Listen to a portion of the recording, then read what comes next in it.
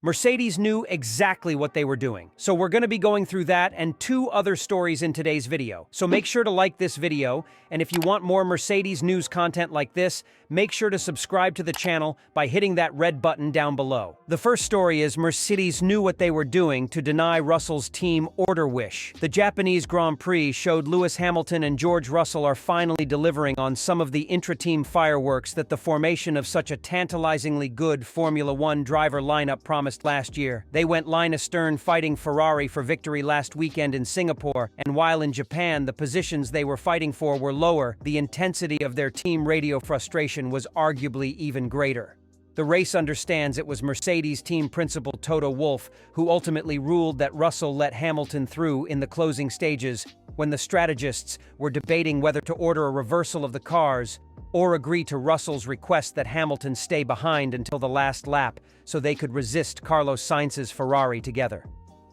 The broadcast of fraught radio traffic over that situation and an almost messy earlier wheel-to-wheel battle put a new spotlight on Russell and Hamilton's relationship.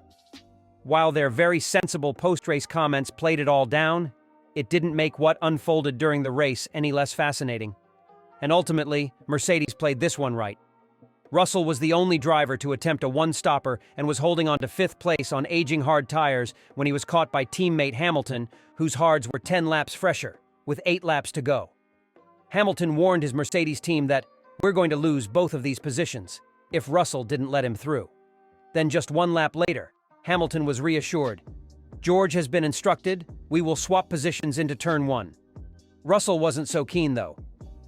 "Why don't we invert on the last lap and he just stays in DRS like last week unless he's fighting for a bigger result?" came the plea. "Oh, but the decision was already made." "So it's an instruction, George, swap positions." That's because this was a situation unlike that of Singapore, where Sainz successfully towed surprise ally Lando Norris's McLaren so they could both keep the chasing Mercedes drivers at bay. Overtaking there was much tougher than at Suzuka, where a decent tire advantage, which both Hamilton and Sainz had over Russell, was a sure enough ticket for a comfortable pass all Sunday long. Mercedes and Wolff recognized that, and clearly didn't want to risk Sainz picking off both cars, even if it meant leaving Russell as easy meat for Sainz as a result. Mercedes had already forecast this logic on Saturday evening too, with Andrew Shovlin admitting, "We're getting to a stage of the championship where strategically we're going to have to keep an eye on Ferrari." It was the safer, pragmatic choice, and all but guaranteed Mercedes had a car finishing ahead of one Ferrari, minimizing the swing in the Constructors' Championship, with Ferrari clipping Mercedes' margin in second place from 24 points to 20. On the lap after he overtook his teammate, Hamilton did slow down enough through 130R to give Russell DRS to defend against Sainz, but Russell was also limping relatively by the time of the chicane. The tires cried out when he got on the throttle out of the chicane, and Sainz easily had him on the run to turn 1. "We wasted all that time for no reason," was Hamilton's initial verdict over the radio, and he doubled down on that after the race. "If we had inverted earlier, maybe George would have had a better time holding Sainz behind," Hamilton said. "But because he was trying to fight me, damaging my tires, I think it just made it all complicated. The fact is, we're not fighting each other in the Drivers' Championship. As drivers, it's not important where we are. What's important is that one of us finishes ahead of the Ferrari to keep the position. So today, we really needed to work as a team."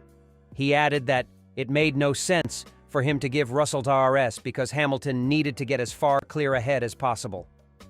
After the race, Russell conceded his tires were toast by the end and said there were 0 hard feelings and that the team made the right call. He reiterated Hamilton and the team's view that the constructors' fight versus Ferrari takes precedence over their own intra-team scrap. Of course, that didn't stop Russell and Hamilton from racing hard early in the Grand Prix, when the Mercedes drivers almost came to blows. Russell overtook Hamilton into the chicane at the end of lap 5, only for Hamilton to repass him down the straight, with a speed differential that perplexed Russell. "Not too sure how we lost out on the straight there." Then at the end of Hamilton's first stint, he ran wide out of Degner 2, having struggled there all race long due to opening lap damage, and allowed Russell to have a look around the outside of him at the sweeping spoon left-hander before the back straight. Hamilton barely made that corner with his tires fading, and that left Russell with no choice but to run off the track. Who do we want to fight here? Each other or the others? was Russell's exasperated radio response.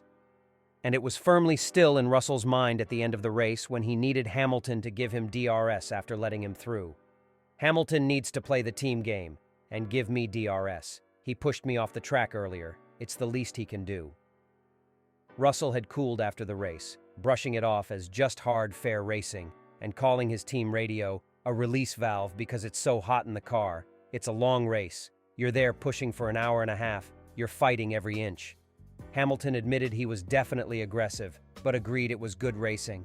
Ultimately, both drivers flirted with disaster, but it's hard to conclusively point to either their early race skirmishes or late race team orders, significantly costing them positions in the race. The team took a pragmatic and conservative approach, letting its drivers race early on and then intervening later to secure the positions it felt it could.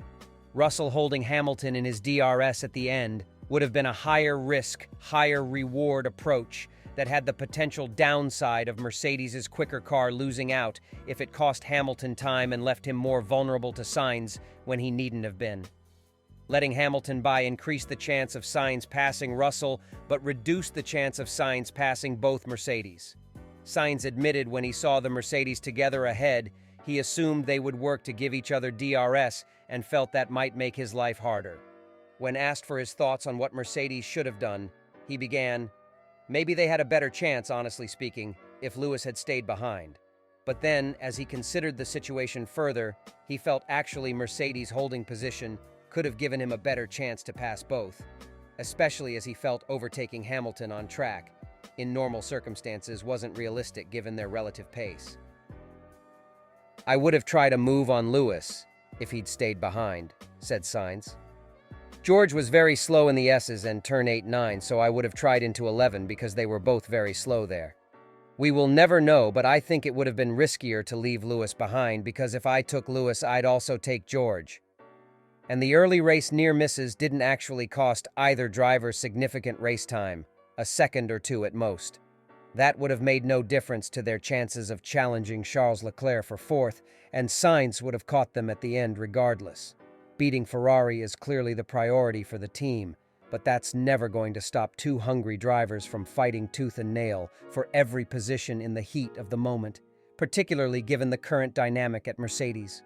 Russell is frustrated having, by his own admission, far from the season he wanted with his position in the Drivers' Championship now out of the window totally.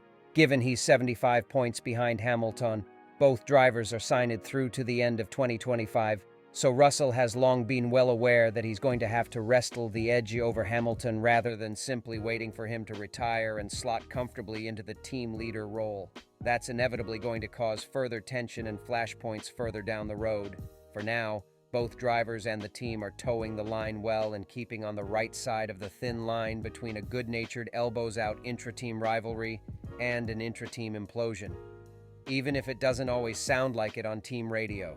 The second story is Mercedes may no longer be faster than McLaren anymore. Mercedes has admitted that McLaren now has the faster Formula One car between the two following the Japanese Grand Prix. After qualifying in second and third, McLaren scored a double podium at Suzuka with Lando Norris leading home rookie teammate Oscar Piastri. McLaren introduced an upgrade in Singapore last week, which was described as its biggest introduction of new parts since Austria. It was at the event from Spielberg, where McLaren took a major step forward as it commenced the current campaign on the back foot. It has since scored 5 podiums, 4 of which have come at the hands of Norris.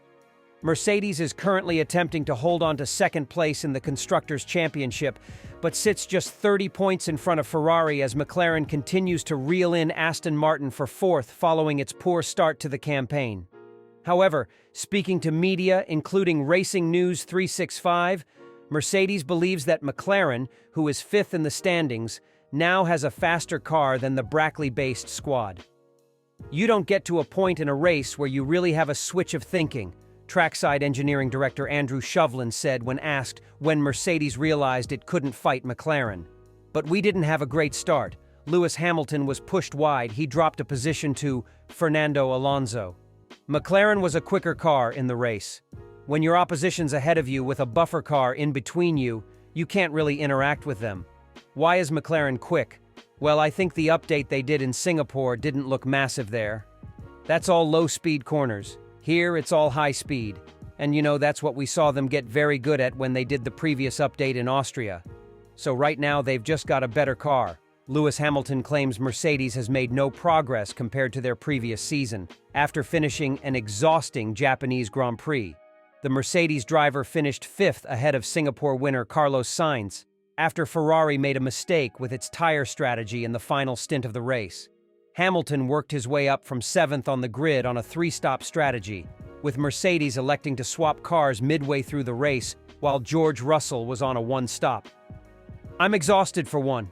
It's fighting the car with absolutely everything I have to get as high up as possible and get ahead of Ferrari.